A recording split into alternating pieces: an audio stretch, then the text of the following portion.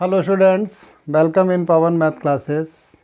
In last two videos, I was discussing about the problem based on scalar product. Today, I am going to tell you some concept related to vector or cross product of two vectors. Basically हमने पहले scalar product को अच्छे से समझा है, उसके बारे में क्या क्या प्रॉपर्टीज़, क्या क्या इम्पॉर्टेंट पॉइंट्स हो सकते थे, हमने सभी एक बार डिस्कस किए थे और उसके बाद स्केलर प्रोडक्ट पर बेस्ड क्वेश्चंस को सॉल्व किया है।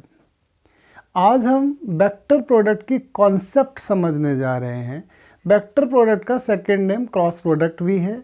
इसको वेक्टर प्रोडक्ट या क्रॉस प्रोडक्ट के नाम से जानते हैं। ये वेक्टर प्रोडक्ट क्यों कहलाता है, क्रॉस प्रोडक्ट क्यों कहलाता है, इसके पीछे रीज़न है, इसका क्या ज्योमेट्रिकल इंटरप्रिटेशन है, क्या क्या इससे रिलेटेड इम्पॉर्टेंट पॉइंट्स हैं, वो सभी हम आज डिस्कस करेंगे। तो सबसे पहले आप फर्स्ट पॉइंट अपना नोट करेंगे, वेक्टर प्रोडक्ट और cross product of two vectors, vector और cross product of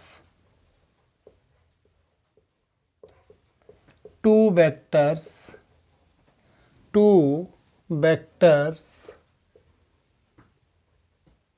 A and B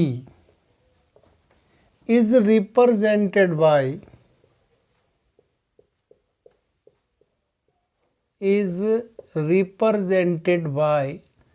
A cross B। Vector product को हम रिप्रेजेंट करते हैं A क्रॉस B से। And remember always A cross B, this is equal to a vector perpendicular to A and B both. हमेशा ध्यान रखिए A cross B एक vector आएगा जो परपेंडिकुलर होगा दोनों ही वेक्टर A एंड B पर। डायरेक्शन तो यहाँ से क्लियर हो जाती है कि A क्रॉस B हमेशा एक वेक्टर मिलेगा जो दोनों पर परपेंडिकुलर होता है। मैग्नीट्यूड के बारे में अभी हम डिस्कस करते हैं। तो ये हमारा वेक्टर प्रोडक्ट का रिप्रेजेंटेशन है। बीच में बेसिकली यहाँ क्रॉस आता है, due to that it is also known as cross product. Scalar product में बीच में हम डॉट यूज़ करते थे, इसलिए हम उसे क्या कहते थे, डॉट प्रोडक्ट भी कहते थे। सेकेंड पॉइंट आप ध्यान रखेंगे, A cross B, this is equal to magnitude of A and magnitude of B sin theta and n cap. Theta is the angle between A and B. Theta is the angle between vector A and B, and n cap means n cap is a unit vector, perpendicular to A and B both। ये इसका meaning है। A cross B होता क्या है, ये define किया जाता है magnitude of A, magnitude of B, sign theta and n cap से। तो ये दो पॉइंट हमने क्लियर किए हैं। वेक्टर प्रोडक्ट को रिप्रेजेंट करते हैं A क्रॉस B से, और एक मोटा सा आइडिया ध्यान में रखते हैं कि वेक्टर प्रोडक्ट हमेशा एक वेक्टर ही आता है जो गिवन वेक्टर्स पर परपेंडिकुलर होता है। इसका मतलब A क्रॉस B का आंसर कभी भी रियल नंबर में नहीं आएगा, पक्का इसमें आई कैप, जे कैप एंड के कैप इन्वॉल्व होंगे। स्केलर प्रोडक्ट में कभी भी आंसर हमारा आई कैप, जे कैप एंड के कैप में नहीं होता था, एक रियल नंबर आता था। ठीक है, तो ये आपने दूसरा पॉइंट देख लिया। अब बेसिकली हमने आपको स्केलर प्रोडक्ट में भी ज्योमेट्रिकल सिग्निफिकेंस या इंटरप्रिटेशन बताया था कि what is the geometrical interpretation of A dot B। इसी तरीके से हम geometrical interpretation of A cross B भी जानना चाहते हैं। ये है क्या भला, तो वही हम देखेंगे अब। ज्योमेट्रिकल इंटरप्रिटेशन ऑफ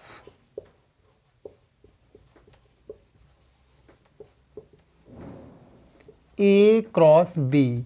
ये ए क्रॉस बी क्या होता है, मतलब फिजिकली इसका मीनिंग क्या है, इसको हम बताना चाहते हैं। हमने मान लिया एक वेक्टर हमारा ये ओ ए है, ये पहला वेक्टर है ए वेक्टर, और हमने माना दूसरा वेक्टर हमारा बी वेक्टर है, ये हमने ले लिया है O B vector. O B vector ये सपोज बी वेक्टर है और इन दोनों के बीच में एंगल थीटा है। Let us suppose that O A represented vector A, O A हमारा वेक्टर ए रिप्रेजेंट करता है and O B vector B represent करता है, और इन दोनों के बीच में एंगल थीटा है। इसको समझने के लिए हम एक पैरेललोग्राम यहाँ कंप्लीट करते हैं। एक ये लाइन हमने ड्रॉ की है parallel to vector A and magnitude is equal to O A. Suppose ये अपना सी पॉइंट आ गया और इस सी को हमने इससे ज्वाइन भी कर दिया। तो complete a parallelogram O A C B. O A and O B हमारे दो वेक्टर थे, हमने एक बी सी बनाया है, पैरेलल टू दिस है और मैग्नीट्यूड दोनों के बराबर हैं। ये पक्का parallel to this and magnitude is equal to this. अब हम देखना चाहते हैं कि क्या मतलब है हमारे ए क्रॉस बी का, किस तरीके से हम इसका क्या मीनिंग है वो हम देखेंगे। ट्रिग्नोमेट्री से एक हमने परपेंडिकुलर भी ड्रॉ कर लिया इस ओ ए पर। Let us suppose that it is our P point. Draw the perpendicular B P on vector OA. In right triangle, अब आप ध्यान से देखिए, in triangle OPB, OPB triangle में अगर हम BP की वैल्यू निकालना चाहते हैं तो BP divided by OB this is equal to sine of theta के बराबर आ जाएगा। तो आप लिख सकते हैं B P is equal to O B. O B means magnitude of B है एंड साइन ऑफ थीटा। ये आपने बी पी को लिख दिया है, ठीक है।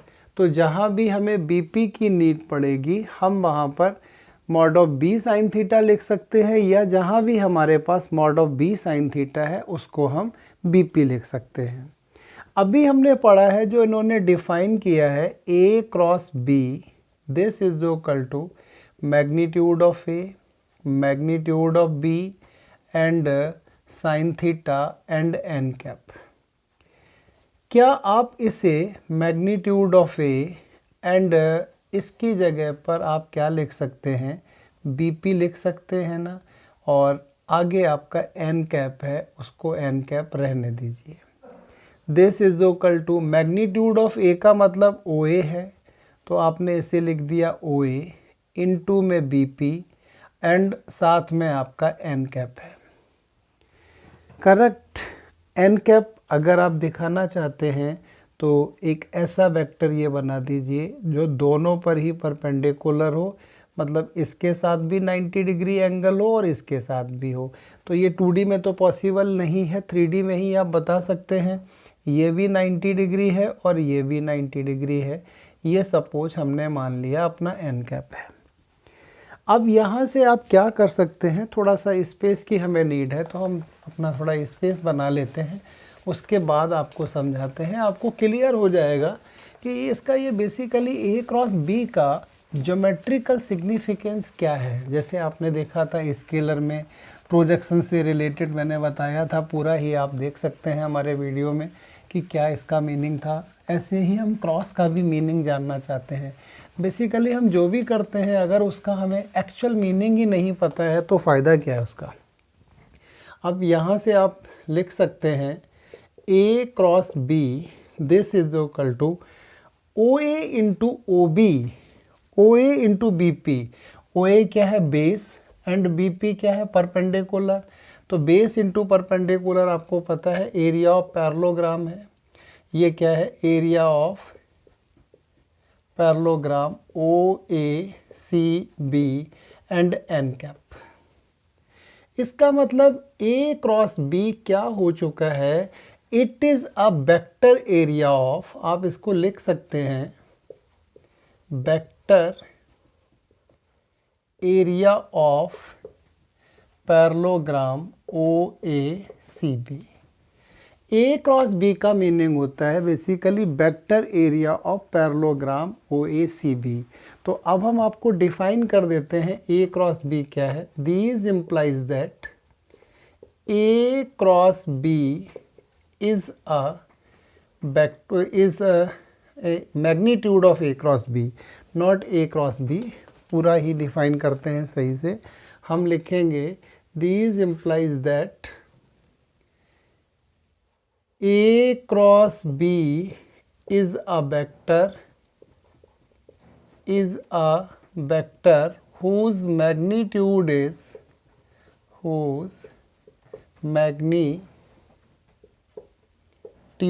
is equal to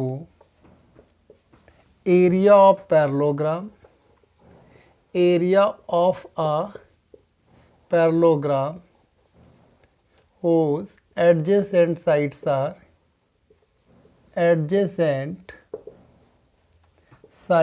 are vector A and vector B, and A cross B is a vector perpendicular to A and B both।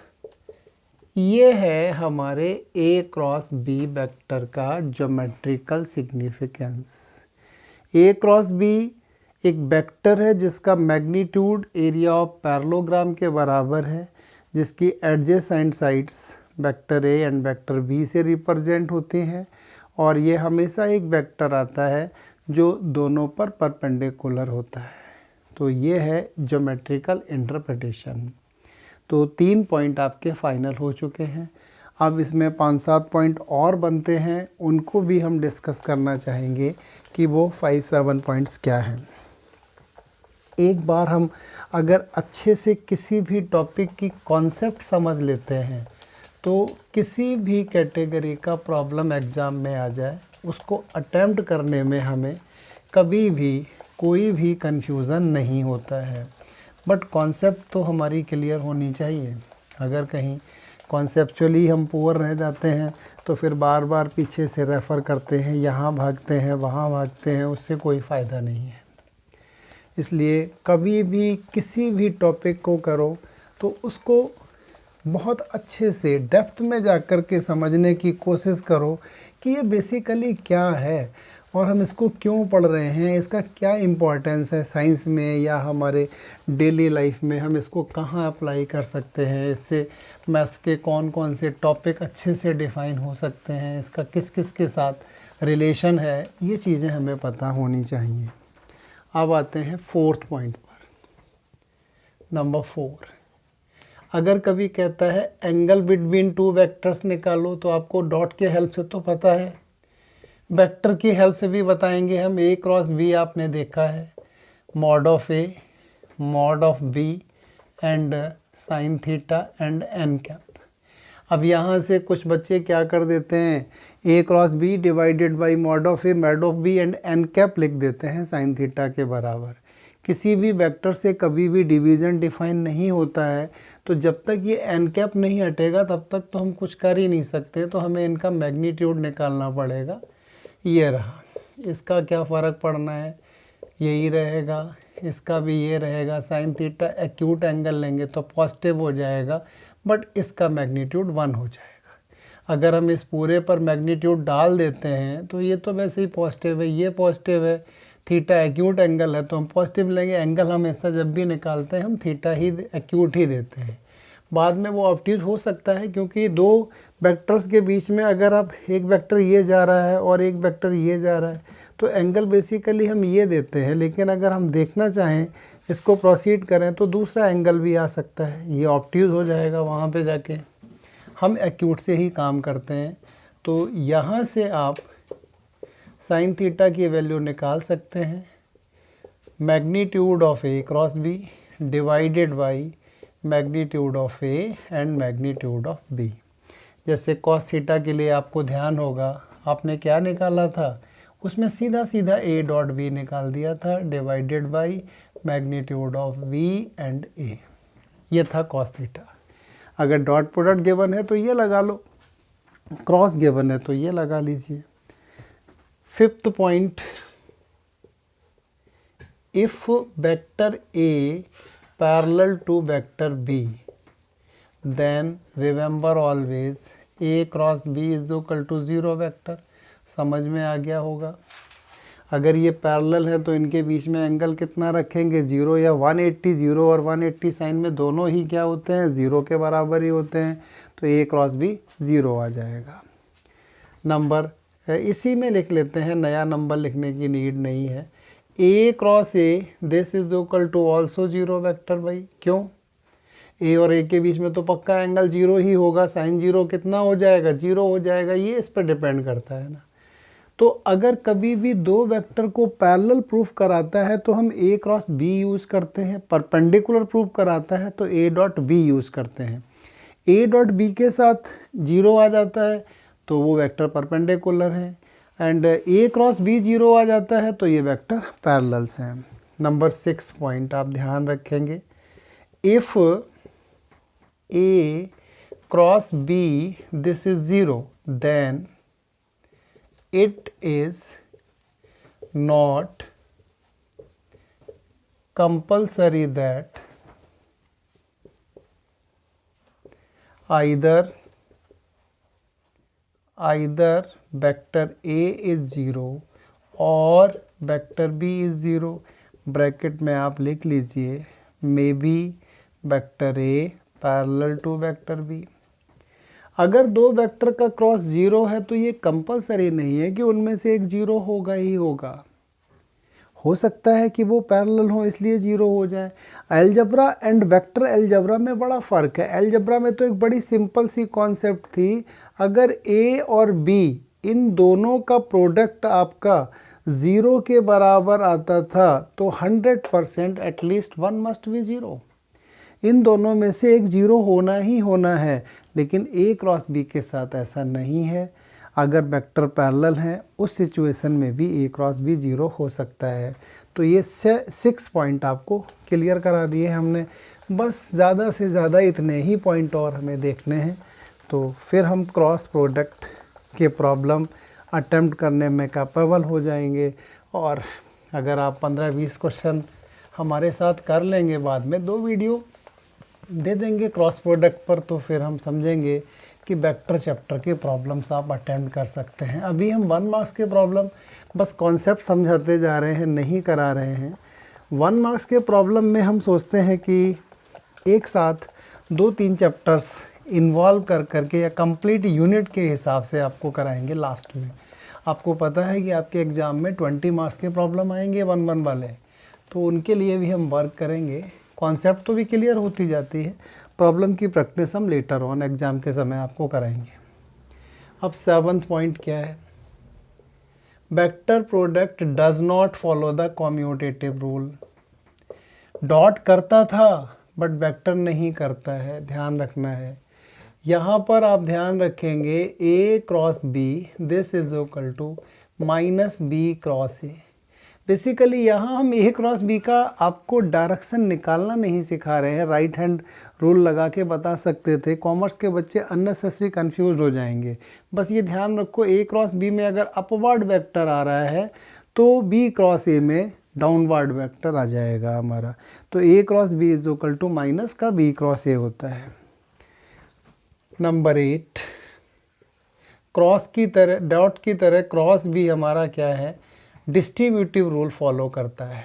Distributive rule तो वो भी फॉलो करता था और ये भी फॉलो करता है। This is equal to A cross B plus A cross C, मतलब cross product follow the distributive rule. ये क्या था, कम्यूटेटिव, ये डिस्ट्रीब्यूटिव। कम्यूटेटिव नहीं होता है, डिस्ट्रीब्यूटिव फॉलो होता है। नेक्स्ट 9th पॉइंट, ये हमारे सिलेबस में नहीं है, वैसे ये एग्जिस्ट ज़रूर करता है बट ये वेक्टर ट्रिपल प्रोडक्ट है, हमें इससे लेना देना नहीं है तो हम बताते नहीं हैं। ये तो एग्जिस्ट करता है लेकिन ये एग्जिस्ट ही नहीं करता है। आपको मैंने बताया था क्योंकि ये स्केलर क्वांटिटी आ जाएगा तो ए के साथ कभी स्केलर का डॉट नहीं हो सकता है, ये एग्जिस्ट ही नहीं करेगा। तो आपने देखा है A cross B plus C, A cross B plus A cross सी है। 9th पॉइंट क्या है? अब 9th पॉइंट हम आपको बताना चाहेंगे I cross I and J cross J and K cross K, इनकी वैल्यू तीनों की ज़ीरो होती है। भाई क्यों ज़ीरो होती है? एक को बता देते हैं हम। आई क्रॉस आई जैसे आप कैलकुलेट करोगे ना तो ये magnitude of I into sine, इनके बीच में एंगल तो जीरो होगा और दोनों के परपेंडिकुलर वेक्टर आपने एन कैप मान लिया है तो साइन जीरो जीरो होता है तो ये एक बिग जीरो बना देगा। तो I cross I, J cross J and K cross K zero, जबकि आपने पढ़ा था I dot I, J dot J and K dot K कितना होता था? 1 के बराबर होता था। तो यहाँ पर थोड़ा सा आपको अलर्ट रहना है। 10th पॉइंट, आई क्रॉस जे कितना होता है, जे क्रॉस के कितना होता है एंड के क्रॉस आई कितना होता है? एक हम डिराइव करा देते हैं, आपको बता देते हैं। ये क्या आएगा? मॉड ऑफ आई होगा, मॉड ऑफ जे होगा, sine of 90 and a vector which is perpendicular to I and J both. तो आपको पता है ये होता है ना हमारा आई जे के का सिस्टम राइट हैंडेड, ये आई होता है, ये जे होता है और ये के होता है। इन दोनों पर परपेंडिकुलर क्या है? के है। तो यहाँ डायरेक्शन क्या आ जाएगी? के आ जाएगी। ये 1, ये 1, ये 1, तो ये बेसिकली 1 1 1 एंड के, तो ये क्या निकल के आता है? के कैप आता है। तो आई क्रॉस जे के होता है, इसी तरीके से जे क्रॉस ए आई आ जाएगा और ये हमारा जे आ जाएगा। अगर आप इसको नहीं से याद कर पाते हैं, कुछ प्रॉब्लम फेस करते हैं, तो यहाँ एक छोटी सी हम आपको ट्रिक बताते हैं, उससे हमेशा आप लर्न कर लेंगे, कभी प्रॉब्लम नहीं आएगी। ये बना लीजिए आई, ये जे बना दीजिए और ये के बना दीजिए। राइट हैंडेड सिस्टम है और एंटी क्लॉकवाइज डायरेक्शन में आप चलते हैं। अगर आई क्रॉस जे है तो ये पक्का के होगा, इन दोनों का क्रॉस ये आ जाएगा। जे क्रॉस के है, जो तीसरा बचा हुआ है वो आई आ जाएगा एंड के क्रॉस आई है तो ये अपना जे हो जाएगा। तो इस तरीके से आप इनको लर्न कर सकते हैं। यहीं पर साथ में आपको ये भी पता होना चाहिए, जो आई क्रॉस जे है वो तो अपना के रहता है, लेकिन अगर जे क्रॉस आई निकालना पड़ जाए तो कितना आ जाएगा? Minus K. A cross B is not equal to B cross A cross B is equal to minus B cross A. तो ऐसे ही अगर कभी के क्रॉस जे मिल जाए तो के क्रॉस जे आप माइनस आई दे देंगे एंड आपको आई क्रॉस के मिल जाए तो ये कितना दे देंगे? आप माइनस का जे कैप दे देंगे। तो इस तरीके से आप आई क्रॉस आई, जे क्रॉस जे, के क्रॉस के and I cross J, J cross के एंड के क्रॉस आई की वैल्यू कैलकुलेट कर सकते हैं। ये अपना 10th पॉइंट रहा।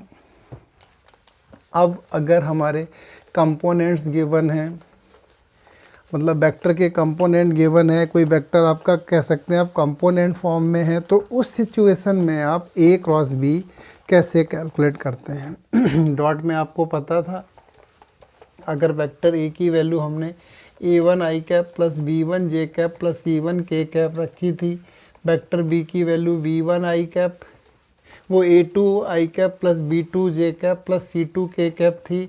तो आपको ध्यान होगा a डॉट बी हम कितना लिखते थे? a1 a2 plus b1 b2 plus c1 c2।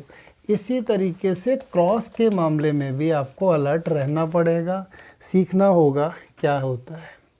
11th, vector a is equal to a1 I cap plus b1 J cap plus c1 K cap and vector b is equal to a2 I cap b2 J cap plus c2 K cap. आपको चाहिए a cross b, बड़ा मेहनत करनी पड़ेगी, निकाल तो लेंगे आप, बट बड़ी मेहनत करनी है। पहले आप क्या करेंगे भाई, A1 A2 ब्रैकेट में क्या लिखेंगे, I क्रॉस I, प्लस दोबारा क्या होगा A1 B2 ब्रैकेट में क्या देंगे आप, I क्रॉस J, एंड इसके बाद आप देंगे A1 C2 और आप लिखेंगे I क्रॉस K। इसी तरीके से अभी आपके 1 2 3 टर्म और आ जाएंगे, टोटल 9 आएंगे। इन 9 को टैकल करना है, ये तो पक्का 0 हो जाएगा, ये आपका K कैप हो जाएगा और ये आपका माइनस का J कैप हो जाएगा। तो पहले वाला तो 0 रखेंगे, फिर A1 B2 और इसके आगे K कैप लगाएंगे, A1 C2 and J cap लगाएंगे।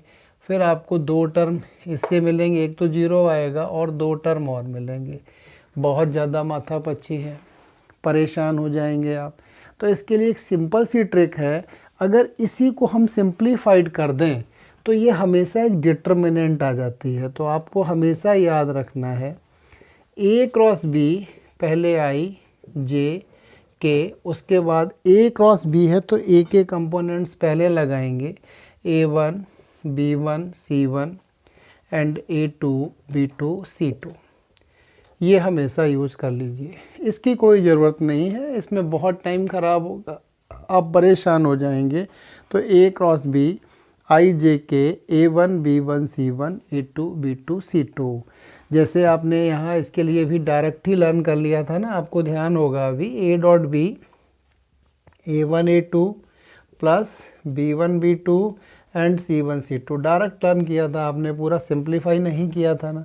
तो ऐसे ही A क्रॉस B के लिए ये याद रखेंगे।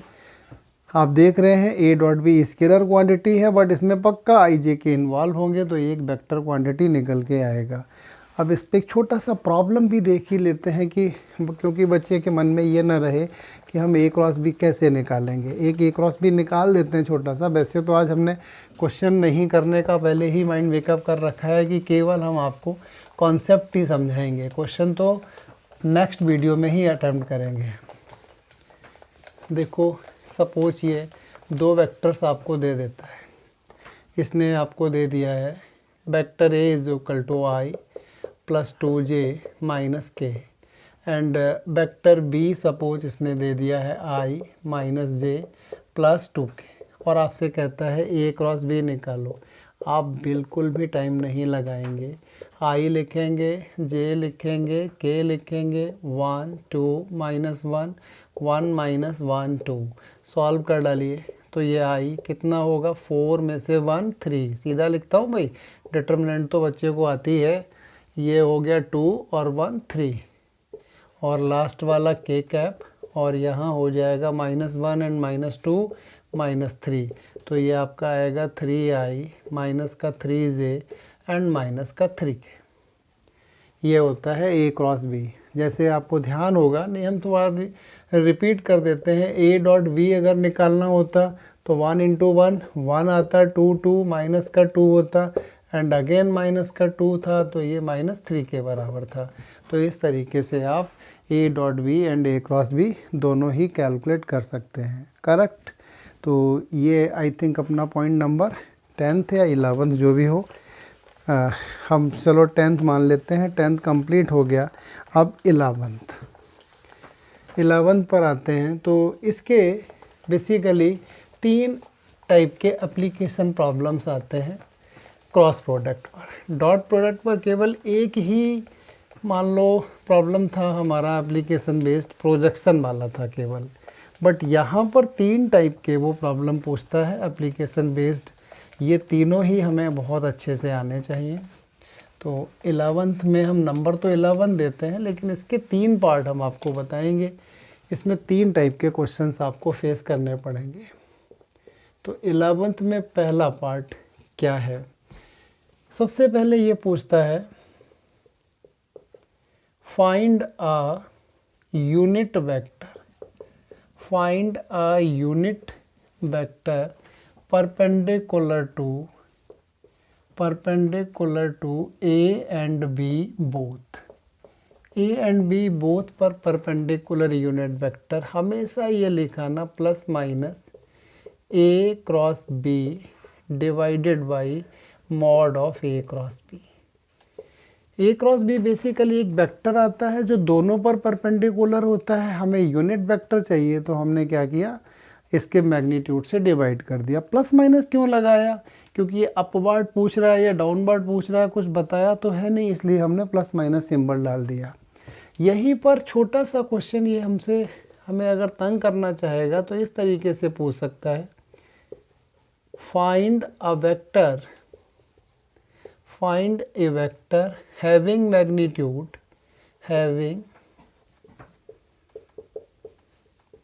magnitude lambda and perpendicular to a and b both। एक वेक्टर निकालना है जिसका मैग्नीट्यूड लैम्डा है एंड ए एंड बी दोनों पर परपेंडिकुलर है, तो कुछ नहीं, इसको लैम्डा टाइम कर देंगे, lambda times of A cross B divided by magnitude of A cross B.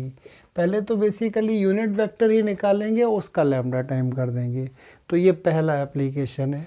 दूसरा एप्लीकेशन क्या होता है इसमें, एरिया ऑफ पैरेललोग्राम।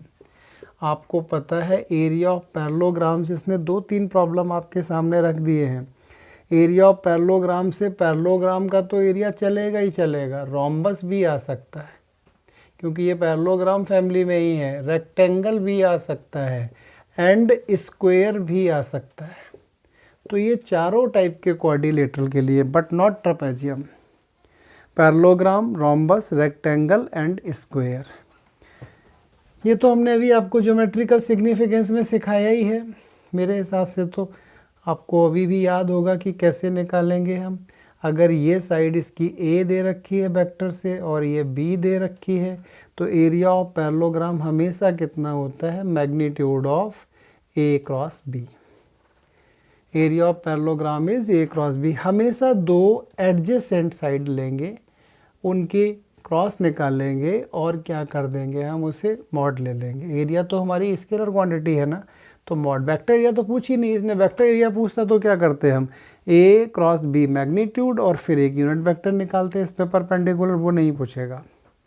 दूसरा, अगर कभी डायगोनल गिवन है, सपोज ये इसने D1 दे दिया है और ये इसने हमें D2 दे दिया है, अब कैसे निकालेंगे ये हम आगे चल के डिराइव भी करा देंगे आपको, यहाँ तो केवल हम फार्मूला ही बताते हैं। और एरिया ऑफ पैरेललोग्राम आप लिखेंगे half of vector D1 cross vector D2। दोनों डायगोनल्स का प्रोडक्ट कीजिए और प्रोडक्ट करने के बाद आप क्या कर दीजिए, हाफ कर दीजिए। दोनों का क्रॉस प्रोडक्ट कीजिए बेसिकली और उसका मैग्नीट्यूड निकाल करके और आप उसका हाफ कर दीजिए। जब एडजेसेंट साइड्स हैं तब उस सिचुएशन में ज़्यादा प्रॉब्लम नहीं है, केवल दोनों साइड्स को उठा करके वेक्टर प्रोडक्ट करना है और मैग्नीट्यूड ले लेना है। लेकिन डायगोनल है तो उनका क्रॉस निकाल के मैग्नीट्यूड करके उसका हाफ भी करना पड़ता है। और आई थिंक जब 2 पॉइंट क्लियर है तो सी तो आपको क्लियर हो ही जाएगा। Area of triangle, area of triangle आपको बड़े अच्छे से आता है कि डायगोनल हमेशा पैरेललोग्राम को 2 बराबर एरिया के पार्ट में डिवाइड करता है। तो एरिया ऑफ ट्राइंगल क्या होता है, सपोज़ ये हमारा एक ट्राइंगल दे रखा है, इसमें हमने चलो नेमिंग देते हैं तो ज़्यादा बेटर होगा, ABC। हमेशा 2 एडजेसेंट वेक्टर का क्रॉस निकाल के मैग्नीट्यूड निकालना है। तो एरिया ऑफ ट्राइंगल आपने मान लो BC लिया है, पहले BC क्रॉस BA आधा कर दिया है, पूरा पैरेललोग्राम बनाया नहीं मैंने। इसकी जगह पर आप चाहें तो ये भी लिख सकते थे AB क्रॉस AC, अगर आप चाहते तो ये भी लिख सकते थे half of CB cross CA। ठीक है, अगर यहाँ सपोज बाई मिस्टेक आपने ऑर्डर आगे पीछे भी कर दिया तो आंसर पर कोई फ़र्क नहीं पड़ेगा। बताइए क्यों नहीं पड़ेगा भाई, फाइनली तो हमें क्या निकालना है, मैग्नीट्यूड निकालना है। और मैग्नीट्यूड आप जानते हैं हमेशा ही क्या होता है, स्केलर क्वांटिटी आता है, तो और पॉजिटिव हो जाएगा, चाहे नेगेटिव हो चाहे पॉजिटिव हो, तो यहाँ कोई फ़र्क नहीं पड़ेगा। तो ये कुल मिला के हमारे पास 11-12 पॉइंट थे जो हमने डिस्कस कर लिए थे। सबसे पहला पॉइंट हम दोबारा एक बार आपको हाँ, सभी रिमाइंड कराते हैं पॉइंट क्या क्या है। पहला पॉइंट था हमारा, इसका रिप्रेजेंटेशन ए क्रॉस बी है और ये हमेशा एक वेक्टर क्वांटिटी आएगी, that is the first point. दूसरा पॉइंट आपने देखा था, ए क्रॉस बी का मतलब कितना होता है, magnitude of A, magnitude of B, sine theta and N cap. N cap के बारे में हमने क्या बताया है, ये एक यूनिट वेक्टर है जो ए एंड बी दोनों पर परपेंडिकुलर है। इवन इसकी बाद में हमने आपको वैल्यू भी सिखा दी थी कैसे निकालते हैं, plus minus A cross B divide by mod of A cross B, correct. इसके बाद हमने आपको बताया है अगर दो वेक्टर का क्रॉस जीरो है तो ये कोई ज़रूरी नहीं है कि वो वेक्टर जीरो ही हैं, may be they are parallel. तो आपने सीखा है कि अगर दो वेक्टर पैरेलल हैं तो पक्का उनका क्रॉस जीरो होगा। अब यहाँ कितना अलर्ट रहना है आपको कि आपने ए डॉट ए तो सीखा था मॉड ऑफ ए स्क्वायर, लेकिन ए क्रॉस ए आप कितना सीख रहे हैं, जीरो के बराबर सीख रहे हैं। अगर वेक्टर परपेंडिकुलर है तो आपको मालूम है ए डॉट बी जीरो है, लेकिन अगर पैरेलल है तो ए क्रॉस बी जीरो है, करेक्ट। इसके बाद आपने साइन थीटा निकालना सीखा है, magnitude of A cross B divided by mod of A mod of B, ये साइन थीटा में होता है, ठीक है। नेक्स्ट आपने देखा है ये कम्यूटेटिव रूल नहीं फॉलो करता है, अगर ए क्रॉस बी अपवर्ड जा रहा है तो बी क्रॉस ए कहाँ जाएगा, डाउनवर्ड जाएगा, ये भी आपने अच्छे से देख लिया। डिस्ट्रीब्यूटिव रूल ये फॉलो करता है, ए क्रॉस बी क्रॉस सी निकालने की नीड नहीं है, ये हमारे सिलेबस में नहीं है। It is the vector triple product, basically scalar triple भी नहीं हमारे यहाँ है, लास्ट ईयर तक था, अब नहीं है। इसके बाद हमने क्या किया है, कंपोनेंट फॉर्म में अगर ए और बी गिवन है तो हम क्रॉस कैसे निकालते हैं, डिटर्मिनेंट आई कैप जे कैप के cap A1 B1 C1 A2 B2 C2 से कैलकुलेट कर लेते हैं, करेक्ट। फिर हमने इसके तीन एप्लीकेशन देखे हैं, एक unit vector perpendicular to both या एक vector perpendicular to both given vectors. Unit vector है तो plus minus A cross B divide by mod of A mod of B, vector है तो उसके मैग्नीट्यूड से मल्टीप्लाई कर देंगे। एरिया ऑफ पैरेललोग्राम जब ज्योमेट्रिकल इंटरप्रिटेशन देखा था वहीं से क्लियर था, एरिया ऑफ पैरेललोग्राम में दो एडजेसेंट साइड का क्रॉस निकाल के मैग्नीट्यूड कर देंगे। अगर डायगोनल गिवंस है तो दोनों का क्रॉस निकाल के मैग्नीट्यूड का हाफ कर देंगे। उसके बाद एरिया ऑफ ट्राइंगल अभी आपने देखा है, दो एडजेसेंट साइड का क्रॉस निकाल के हाफ कर दीजिए मैग्नीट्यूड का, तो आपका एरिया ऑफ ट्राइंगल निकल जाएगा। तो इस तरीके से हमने क्रॉस प्रोडक्ट पर जो भी कॉन्सेप्ट हो सकती थी अकॉर्डिंग टू CBSE वो हमने कंप्लीट किए हैं। हमारा टारगेट अभी केवल CBSE पर है, आगे नहीं है। हमने आपको प्रॉमिस किया है कि हम एंट्रेंस पर बेस्ड आपको क्वेश्चन देंगे, लेकिन पहले फर्स्ट स्टेप कंप्लीट करेंगे। सारे वीडियोस हम डालेंगे अपने CBSE के according, then we will come on entrance. Okay, thank you बेटा।